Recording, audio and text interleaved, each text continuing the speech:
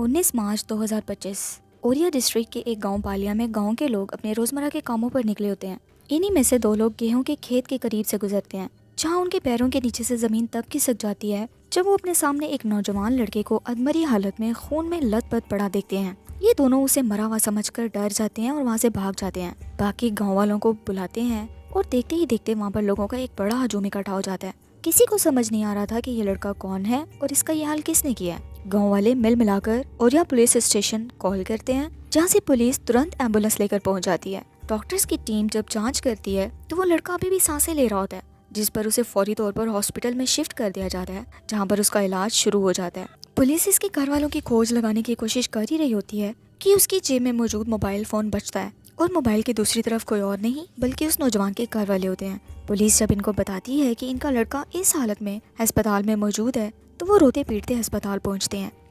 ये लड़का 21 साल दिलीप था, जिसकी हाल ही में अपने बड़े भाई संदीप की साली प्रकृति से सिर्फ 14 दिन पहले मोहब्बत की शादी हुई थी और वो होली मनाने के बाद आज ही दोबारा अपने काम पर वापस आया था। सिर्फ 14 दिन पुराने दूल्हे का ये हाल आखिर किसने और क्यों किया था, ये एक ऐसा राज था जिसका खुलासा जब हुआ तो सुनने वालों के लिए विश्वास करना मुश्किल हो गया। Welcome to the show, you are watching the case of Dilip Singh. Auraiya district में 21 साल दिलीप अपने माता पिता और 3 बड़े भाई संदीप, अक्षय और सचिन के साथ रहता था। वो अपने घर का छोटा और लाडला बेटा था।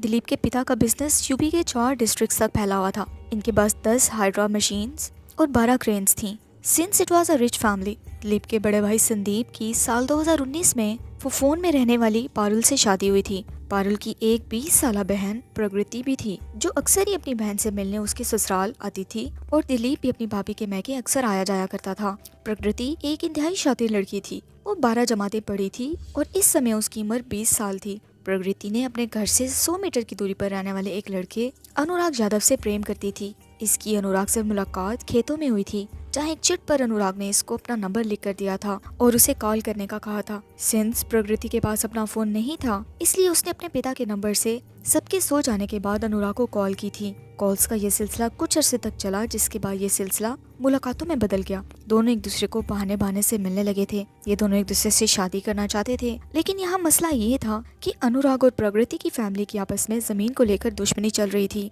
दोनों फैमिलीज में काफी दूरियां थी, जिसकी वजह से अनुराग और प्रकृति सिर्फ एक दूसरे से छुप छुप कर मिल सकते थे। इन दोनों की ये मुलाकातें ज्यादा अरसा छुपी नहीं रहीं और घर वालों को इस अफेयर के बारे में इल्म हो गया, जिस पर प्रकृति पर काफी पाबंदियां भी लगाई गईं।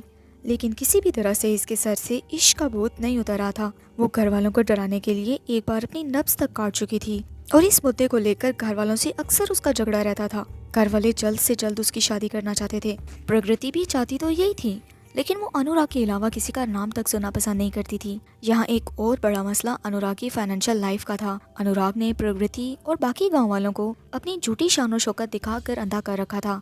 अनुराग अपनी जरूरियात को पूरा करने के लिए ट्रक चलाया करता था, लेकिन गांव वालों और प्रकृति के सामने वो ब्रांडेड कपड़ों में जाता, बड़ी बड़ी गाड़ियों में घूमता और एक लग्जरियस लाइफ जीने का दिखावा करता था। लेकिन इसकी असलियत कुछ और थी। वो एक मिडिल क्लास लड़का था और प्रकृति उसके साथ एक शान शौकत भरी लाइफ जीने के सपने देख रही थी। इस सब के बीच इसकी बड़ी बहन पारुल की एक करोड़पति फैमिली में शादी का हो जाना था और इसे एक सपनों बड़ी लाइफ को जीते देख प्रकृति के दिल में लालच पैदा हो चुका था और अपने इसी लालच को पूरा करने के लिए वो एक ऐसी साजिश रचने वाली थी जिसे सुन और देख कई घराने तो तबाह होने ही थे, लेकिन इसके साथ ही बहुत से लोगों का इंसानियत से भरोसा उठ जाने वाला था। साल 2022। सिंस प्रकृति और दिलीप पारुल की वजह से एक दूसरे के घर में आते जाते रहते थे। दिलीप की फैमिली थी भी रिच। अगर प्रकृति किसी तौर भी दिलीप को फंसाने में कामयाब हो जाती तो वो इसकी प्रॉपर्टी को अपने नाम कर एक लग्जरियस लाइफ जी सकती थी, जिसके सपने उसने हमेशा से देख रखे थे। और यही शैतानी ख्याल वो साल 2020 में अनुराग के दिमाग में भी डाल देती है कि वो प्यार का नाटक कर दिलीप के साथ दोस्ती बनाकर नजदीकियां बढ़ाएगी, इसके साथ शादी कर वो इसे रास्ते से हटा देगी, जिसके बाद उसकी सारे मालो दौलत की वो अकेली वारिस होगी। इस साजिश को कामयाब बनाने के लिए प्रकृति दिलीप से दोस्ती करती है।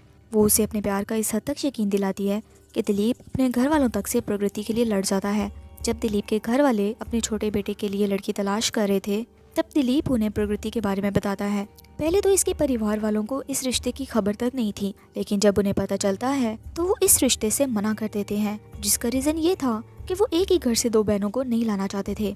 लेकिन प्रकृति ने दिलीप को ये बता दिया था कि वो शादी करेगी तो सिर्फ दिलीप से करेगी, और दूसरी तरफ दिलीप भी यही चाहता था। बेटे की जिद के आगे घर वाले मना नहीं कर पाए और इस रिश्ते के लिए हाँ कर दी। यूँ 5 मार्च 2025 को दोनों की शादी तय पा जाती है, लेकिन दिलीप और इसका परिवार ये नहीं जानता था कि ये शादी इनके परिवार के लिए बर्बादी का सामान बन उनका बेड़ा छीनने आ रही थी। प्लान के मुताबिक प्रकृति प्यार का ढोंग रचाते हुए दिलीप को अपने इश्क में अंधा कर चुकी थी।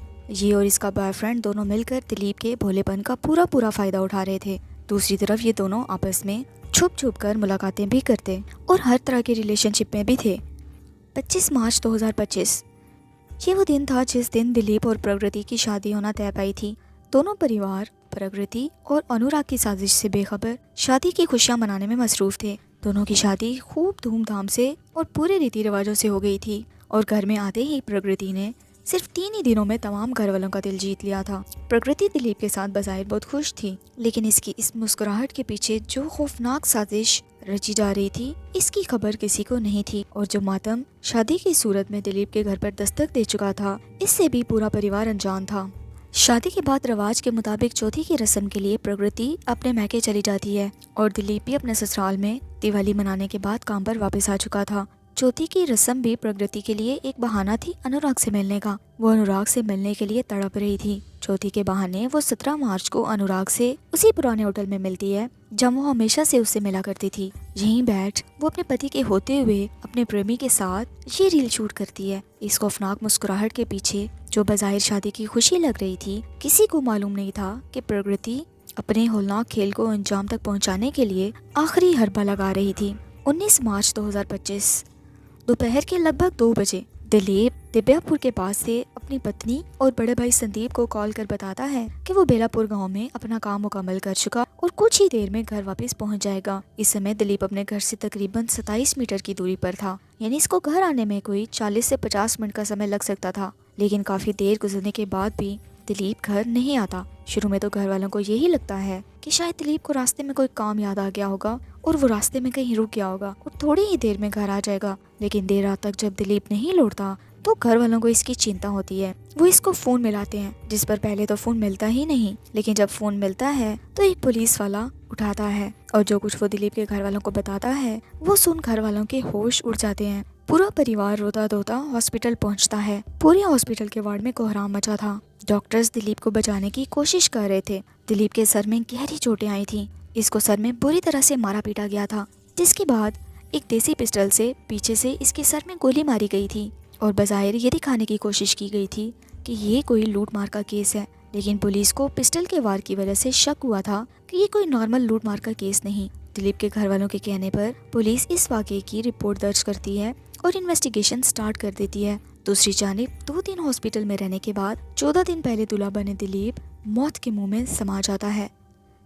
पुलिस जब इस केस की इन्वेस्टिगेशन स्टार्ट करती है तब वो सबसे पहले सीसीटीवी फुटेजेस को खंगालना शुरू करती है ताकि इंसिडेंट के टाइम दिलीप जहाँ से गुजरा था इसकी लोकेशन को ट्रेस कर कुछ सुराग लगाया जा सके। दिव्यापुर और बेलापुर विलेज के दरमियान में पुलिस को दिलीप 2 लोगों के साथ बाइक पर ज्यादा दिखता है। जब पुलिस इन 2 लोगों की आइडेंटिटी के बारे में पता लगाती है तो इनमें से एक मशहूर शूटर रामजी नागर निकलता है, जो पहले से ही बहुत से केसेस में इन्वॉल्व था और आजकल जमानत पर बाहर था। दिलीप जैसे सीधे साधे शख्स का इस तरह के मुजरिम के साथ पाया जाना अपने आप ही में एक सिग्नल था। पुलिस रामजी नागर की खोज लगाती है और इसको पकड़ने के बाद इस सब के बारे में पूछताछ शुरू कर देती है। शुरू में तो ये कुछ नहीं बताता, लेकिन फिर जब पुलिस अपने तरीके से पूछती है तो ये बताता है कि उसे अनुराग यादव नामी शख्स ने दिलीप को मारने की 2 लाख की सुपारी दी थी। इसके साथ साथ वो कुछ ऐसे दिल दहला देने वाले खुलासे करता है जिसे सुन कोई भी यकीन नहीं कर पाता। इसे पकड़ने के बाद पुलिस दिलीप के घर पहुंचती है, जहां वो प्रकृति से पूछताछ करने के बाद उसे अरेस्ट कर साथ ले जाने लगती है।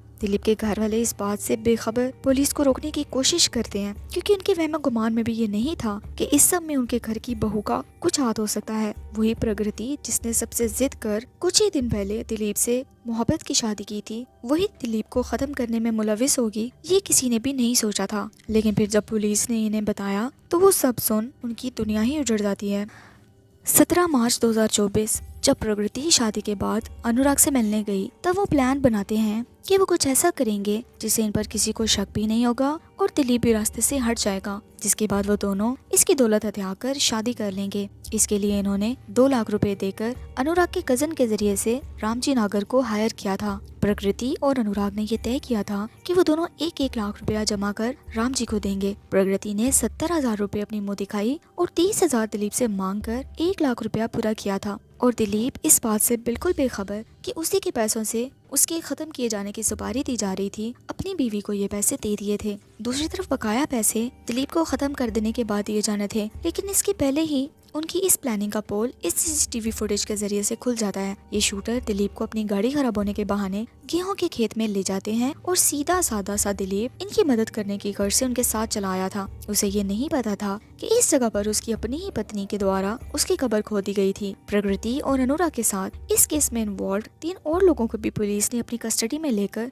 उन पर मर्डर के चार्जेस लगाए हैं। अब देखना ये है कि कोर्ट इन्हें क्या सजा देता है, क्योंकि ये केस अभी भी अदालत में है। मिलते हैं किसी और वीडियो में, तब तक अपना बहुत सारा ख्याल रखें।